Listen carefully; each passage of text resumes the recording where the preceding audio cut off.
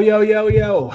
Welcome into the ChrisBeCappinn show, man. Today is March 26th. There are just 3 games in the NBA for today. So we'll try to be quick and efficient with our time today. As far as recap of yesterday, I told you guys yesterday, eventually we had to cool off. And yesterday was the day that we actually did cool off. The looks on the show, I think, were about 50-50. The ones that I was most interested in, I gave you guys the Lakers and the Pacers over. I had already played that yesterday when we started the show. That was an easy winner. And then I really like Miami, plus the points in Cleveland, with Cleveland not covering a lot at all. Chicago ended up getting mollywopped. I didn't know Paul George was actually back. I feel like I hadn't really seen that. So I would have lost on Chicago plus the points. Forgot what else was on the short list, but Dylan Harper points, rebounds, and assists was set too high. I hadn't really looked at that yet. They set that way too high, even though I think he still ended up getting close. They just had his points prop way too high with him being in the starting lineup. Yeah, that's it. We won't talk about too much more of it, just for time purposes for today. But I think it would have been about a split yesterday. All right, so let's jump into it for today. So first up, we'll start with Jackson, AI Sports Betting Tool. I think Jackson actually liked Dallas yesterday. Denver yesterday. Is that the one look that I gave you guys yesterday? I think it was on Denver. Yeah, it was on Denver minus the 12.5. They never cover on the second leg of back-to-back when they're playing arrested. So that was not a winner. For today, I actually was in the chat, and somebody asked, Chris, I want a total. Can we? I missed when Jackson used to get total bets, so I was like, I got you. So today we'll go total. So I asked Jackson, based on the last 10 game advanced stats, per clean the glass, situational spots, injury reports, and trends, what's the most mispriced total in the NBA market for today? And Jackson likes the Sacramento Kings and Orlando Magic under the 231.5. It says that this is the most incorrectly priced total on the board. The market has set this line at 231, but the statistical reality of these two rosters suggests a much lower scoring affair. Sacramento ranks 27th in offensive rating at 110, 29th in effective field goal percentage at 52.7, indicating a massive struggle to dictate efficient looks. Orlando is the middle of the pack offense, but features a top 15 defensive unit. In a game where both teams rank in the bottom 5 in shooting efficiency, reaching 232 points threshold is mathematically improbable. So there's injury and news, and we know that already who's playing, who's not. Outside of Jalen Suggs, who is game time decision, we'll see if he ends up playing. But no Westbrook, no DeAndre Hunter, no Keegan Murray, no Zach LaVine, no Sabonis, Franz, Jonathan Isaac, Anthony Black are all listed out. So that is the total bet for today. And I want to give you guys one on the side as well. So I asked Jackson, based on the last 10 game advanced stats per clean the glass, situational spots, injury reports, and trends, what's the most mispriced spread in the NBA for today? And Jackson likes the Orlando Magic minus the 15.5. It says, while the 15.5 is historically massive, the advanced metrics indicate this isn't high enough to reflect the current clash between these two rosters. So this is a matchup between the 17th rated offense and the 29th and the 29th team in net rating. Orlando features a top 15 defensive unit and is elite at controlling the tempo, ranking 3rd in the NBA in tip win percentage at 70.8. Sacramento, meanwhile, is 28th in defensive rating and 29th in effective field goal percentage. The statistical mismatch in offensive execution suggests a blowout that exceeds even this inflated line. So those are the 2 looks for Jackson today. As always, Jackson is linked in the description if you guys want to use that prompt, any other prompt that you're thinking about. Let's jump into it, man. So only 3 games. Let's get to it. So first up, we will start with let's go with this Kings game. So we'll go Kings first. Kings Magic. I think this is the first game on the board. So if we go over, let me just flip over to my notes, get all my stuff set up, and let's jump into it. So if we look at the injury report, and I do think it's pivotal in this one. Precious Achiuwa didn't play in that last game against the Charlotte Hornets, and they ended up getting blasted in that game. And then Killian Hayes is also listed as questionable. So him and Precious Achiuwa are both listed as questionable. But there's no LaVine, of course. There's, all of the guys are out, right? No Westbrook. It's second straight game for him. He's probably done for the season. Orlando has Jalen Suggs listed on the injury report. He missed that last game in Cleveland 2 nights ago because it was second leg of because of a illness. So for Magic, it is 3rd and 4, 4th and 6. How could you like really look at the Kings? They're coming off a 44-point loss to the Hornets.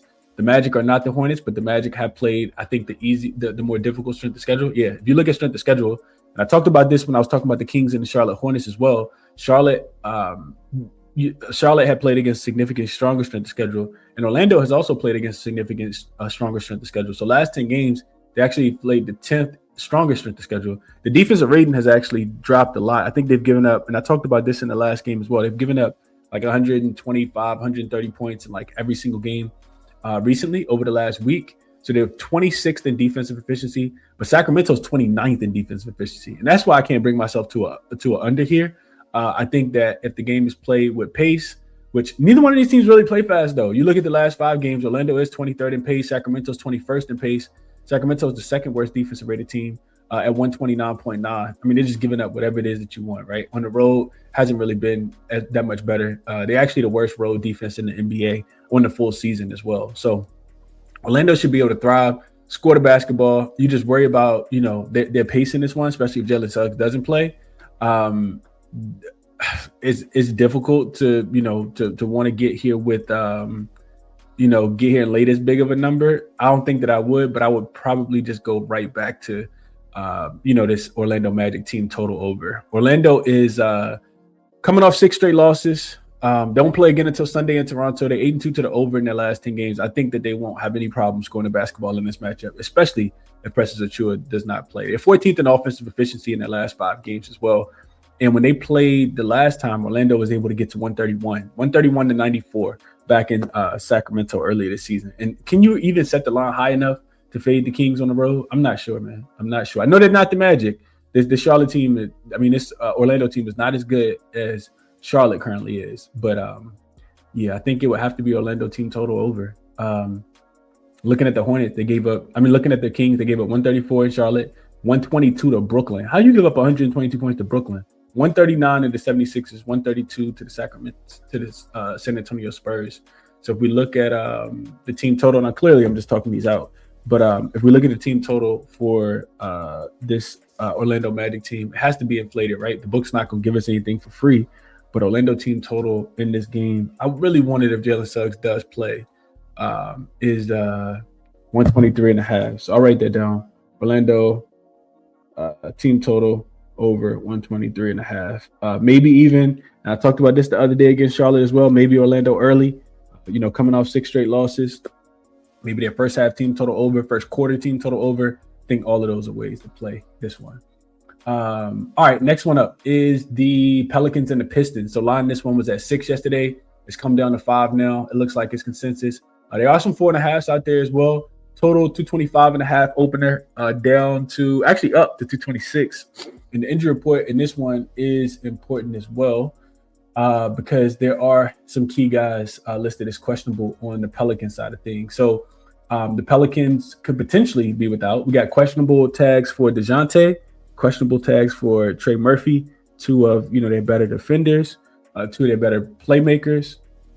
And then on the Detroit side of things, they of course can rest people, add people to the injury report if they want to. But yesterday they were without Marcus Sasser, Isaiah Stewart, and Cade Cunningham all missed that game. I don't expect any of those guys to play today, but we'll see. And of course they can add people as well. They did, playing second leg of back-to-back, 3rd and 4th for the Pistons. They have actually looked really, really good, but they did go to overtime yesterday. And that's why this line moved down from 6 down to 5.5. Jalen Duren, missed the easy little floater. I think he shot it too fast. Like he didn't have his follow through on his shot because I don't think he thought he had enough time after Tobias Harris airballed that fadeaway with Jalen Johnson guarding him in the last couple seconds of the game. So Pelicans, man, just if they have everybody, I still think that they could potentially keep this one close as well. They're 9-1 ATS in their last 10. Back-to-back losses to Cleveland and New York. So their strength of schedule is actually becoming, a little bit more challenging. But they still, kind of hung tooth and nail in this game. This is the first leg of a back-to-back. They got the Raptors tomorrow in Toronto. And for Detroit, end of that 4-game losing streak after losing to Atlanta last night. But they also had 3 straight covers. This will be their 4th straight home game. I did look into some Detroit numbers. They're 10-2 straight up, playing unrested, 6-6 ATS, playing unrested as a favorite unrested. They're just 3-5 though, and 6-2 to the over. So I kind of think about this game. I kind of think about the pace. It does kind of make me think under, but I would need to wait for the injury report to kind of clear up. Detroit is actually also kind of owned this matchup. They've won 3 straight in the head-to-head, including the game that was played early this season in January, a 7-point road favorites. And the totals are 7-3 to the under in the last 10 as well.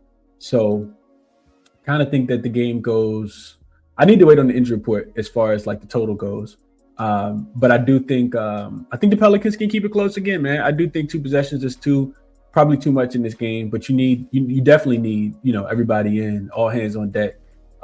Detroit, the other thing to think about is Detroit's, they lost to the Hawks, but beat the Lakers. Before beating the Lakers, they had a pretty easy schedule. They had the Warriors, mollywopped them by 14. They had the Wizards, beat them by 22. They had the Wizards again, beat them by 13. And they had the Raptors, and they ended up losing that game on Sunday. That was the last game I think that Cade played fully. And then he got hurt in that first game to the Wizards. So a little bit of an easy strength of schedule, I would say, for the Pelicans over the course of their last 5 games. Which you could say the same thing, about this. I'm sorry, for the Pistons. You could say the same thing for the Pelicans is what I would think.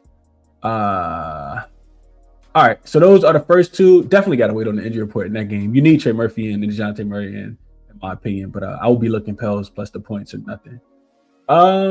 Let's see.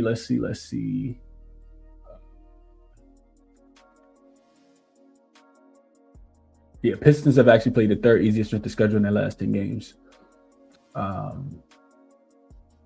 Adjusted net rating says that this game should be about 2. So, but you need everybody in, of course, like I said. All right, do me a favor, smash the like button if you can. Subscribe to the channel if you guys have not. Let's get to the last game, man, which is the Knicks and the Hornets. So probably game of the night. I would say definitely game of the night. Knickerbockers in Charlotte getting a point now, 1.5 on some books, a pick at circa. Just really kind of depends, man. Line has flipped though. This opened with the Knicks laying 1.5 yesterday. The first sports books to put this line out yesterday had Knicks minus 1.5 in Charlotte.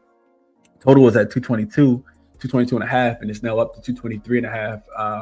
224 at circa, 224.5 at DraftKings as well. So a lot of money coming in on Charlotte and flipper favorites, and a lot of money coming in on the over in this game.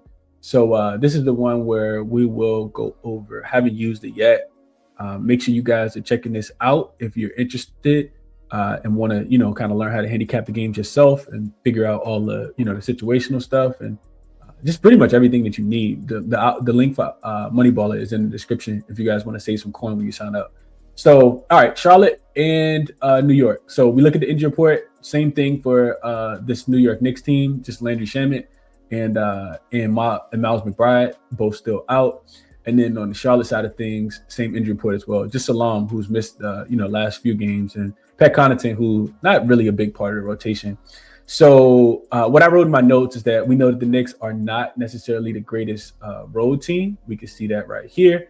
ATS wise, they are, if we go, let's see, all games, we look at the Knicks. Now they're actually a road dog. So they're 4-6 ATS as a road dog, only 11-16 as a road favorite as well. So you put these together, what is that? 15-20. I got 13-22-1 ATS on the road for the Knicks, 4-6 ATS in their last 10. They are coming off 7 straight wins, though. They got a big game against the Oklahoma City Thunder coming up, but that's not until Sunday. Then on the Charlotte side of things, 23-12 ATS at the crib. And you can kind of see some of that right here, right? 9-6 as a home favorite, 13-7 as a home dog in this spot. I'm sorry, that's first half. 11-4 as a home favorite and 11-7-2 ATS if they're a home dog, as far as full game goes. 4 straight wins, 2 straight against the sorry Sacramento Kings and the Memphis Grizzlies. But before that, they actually beat Orlando and Miami. 5th straight home game, so comfortably, at the crib. There is a baller system that has extended home comfort spot, and that trend is profitable last 5 years, last 365 days, and this current season. Hitting at 62.5% at all 3, giving you guys some gems for the free. I like the Hornets in this spot, man. I do think that they get their lick back. New York is kind of dominated both games so far this season. They've covered both spreads. They've won both games. Both went under the total as well. But those totals were a tad bit higher at 242.5 and 235.5. We can see that if we go here. So this total 242.5. Knicks absolutely mollywopped them back. This was the day after Thanksgiving. And the Hornets were actually at home in that game, got smoked in that one. And then the most recent one was actually, a week after that. The Hornets went into Madison Square Garden and lost that game by 15 points as well. So Knicks have actually owned them, both times. They've won, I think, majority of the games recently in general. You can see that the total in this one is a tad bit conflicting because both of these teams are pretty good offensive teams. They're both top 5 in offensive efficiency, and I'll show you guys that real quick as well. So if we just look at the full season, we look at the baller metrics, we can see that offensive adjusted rating, the Knicks are 8th, So 8th in offensive rating and 5th in defensive rating. The Hornets are 5th in offensive rating and 16th in defensive rating. Adjusted net rating, 5th and 7th. So both of these teams play really slow, 27th in pace, 25th in pace. If we just look at post All-Star break, this gives us about a 17 or 18 game sample, I think. Let's see. 17 games for Hornets and 18 for the Knicks. So adjusted offensive rating for the Knicks drops down to 23rd. Defensive rating, though, still number 1. So best defensive rated team in the NBA, 7th in adjusted net rating. And for the Hornets, best offense in the NBA, 124.5. Adjusted net rating, 112, which is 6th in the NBA. And they are plus 12.5. I do think that they are the right side. You can see the pace numbers, though. 30th in pace and 24th in pace. So if the way I kind of see it is that if the Hornets are out here knocking down shots, which the Knicks can be one of the, they can be pretty poor from the 3-point line. And that's what Charlotte wants to do. They want to shoot a ton of threes. That's what Charles Lee brought over from the Boston Celtics is, just launching those 3-pointers. If we look at the metrics real quick, the Charlotte Hornets are, and I talked about this last game against Sacramento, 2nd in 3-point frequency, 3rd in 3-point accuracy. We just look at their last 2 weeks, though. 1st in frequency, 1st in accuracy, shooting 47% from the 3-point line, 47% of their shots coming from the 3-point line. So that's damn near every other shot. And then they're also 1st in 3-point accuracy at 42%. The Knicks actually are, let's just look at New York real quick. They are 26th on the full season as far as allowing teams to chuck threes, 19th in opponent 3-point accuracy, allowing teams to shoot about 36%, so bottom half of the league. And then last 5 games, the 27th in 3-point frequency for their opponent and 25th in opponent 3-point accuracy, allowing teams to shoot 39%. I think a lot of these matchups, like, it just favors Charlotte. Knicks, Charlotte's been good at home. Knicks been struggling on the road. Double revenge. It's Hornets for me in this spot, man. I think that they can get the job done here, and some of these numbers kind of back it as well. Kind of want to play over. Kind of feel like we see a little bit of a shootout in this game. So I agree with the total going up. So it's Charlotte and the over for me. And I still think the Knicks are the better team, but I think I want the Hornets at the crib in this spot. So that's my thought process. Just kind of talked it through with you guys. Charlotte in the over is what I'll bet when I bet it. And it'll probably be Charlotte money line. All right, so that is it. Let's go here. Let's clean the board from yesterday and write down Orlando team total over 123.5. I always forget about this. Orlando to score 100 first 3 quarters.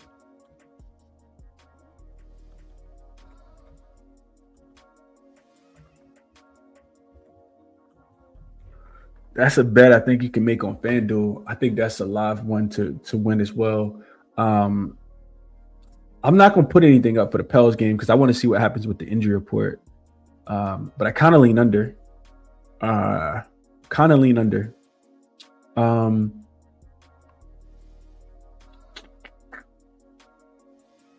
And then this last one, Charlotte money line for me, and New York Charlotte over. What did I say? Let's see the best number you can get right now. At least at the time of the recording. I think you can get a 223. Yeah, you can get 223.5 on FanDuel. I feel like FanDuel always lacking.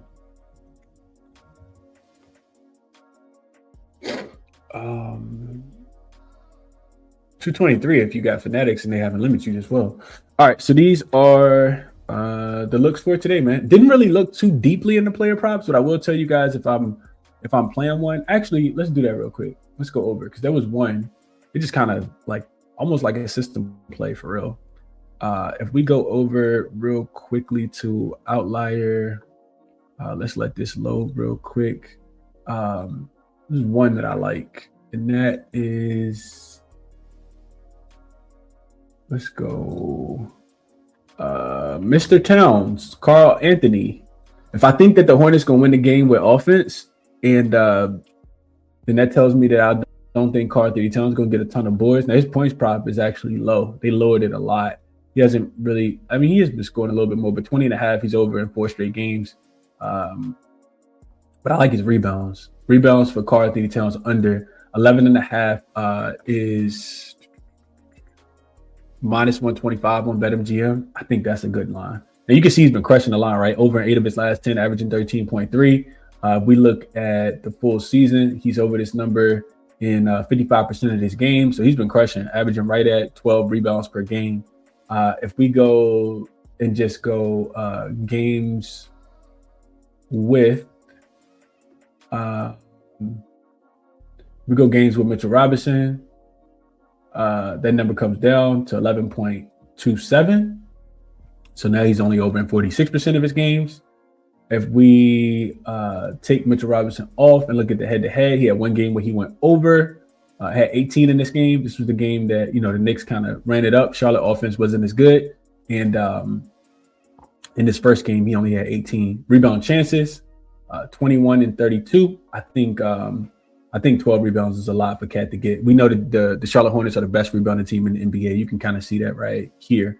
They don't give up rebounds to centers. They don't give up rebounds to forwards. You can see all that right here, right? Center rebounds allowed, number 1. They give up 7.6. So I like Cat under his 11.5 boards as well. And yeah, that'll be it, man. Hopefully that visual was able to, be helpful. Outlier is always pinned in the description if you guys are interested in checking that out as well. But yeah, that'll be the show, man. Let's add that up here real quick. Carl Anthony Towns, I can spell, under 11.5 rebounds. I do think that line gets used down throughout the day as well. Yeah, big purr, man. Under today is what I like. That's it. Resources all linked in the description as they always are. Check out Jackson, Outlier, Moneyballer, OddsJam. And that'll be it, man. Big card for tomorrow. Go ahead and get started on that one. Enjoy your Thursday, man. I'll catch you guys in the next one.